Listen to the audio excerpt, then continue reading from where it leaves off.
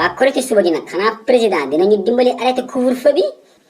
man moom korité ak tabaski ku jot 21h si guddi gi laay dem baalu ji ak ah waaw alaaji suluxu wax nga dëgg de président Macky Sall war nañoo dimbali de. ah waa nijaay nag bu leen fàtte ni coronavirus demagul de mi ngi fi ba tey nag. waaye ndumbe nag dañoo tëju ba sonn lii benn jour la rek nañu président bàyyi ñu ràcc dëxin waaye fël-fëlaale. ah waaw alaaji suluxu ràcc dëxin mo xaari korite gi moom Macky Sall mënuma tere fël-fëlaale sànneeku def li ma saf damay génn baalu ji ak lu ma am jël. waxuma loolu waa nijaay yow tey mii nii xoodireet de tey sañse nga. gis nga ndumbe man dama yàgg xam sañse laaj ma xaali ba may toll samay 18 ans fu ma solo ba génn xale yu jigéen dootuñu ànd ak seen sago barki démb moo si mujj ba ma ànd ak xaali kër mamita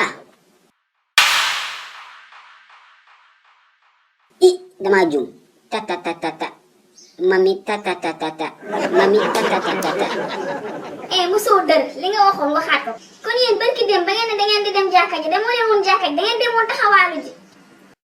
déedéet ndumbe du li nga foog de mamita jalu xaali la xaali moo koy labat ii ndumbe waxul dëgg de alaaji suluxu yaa mën na kàcc waay. xaaral ma egg ci boutique bi ñëw yow moom nijaay tey maag yow ci kër gi dina neex dina metti. ëpp tëllaw ay waay sama làmmiñ tooñ na ma waay xaali ndumbe saa yu mere dina toog juróomi fan du togg añ te suba la korité ak ni man na mee ganaar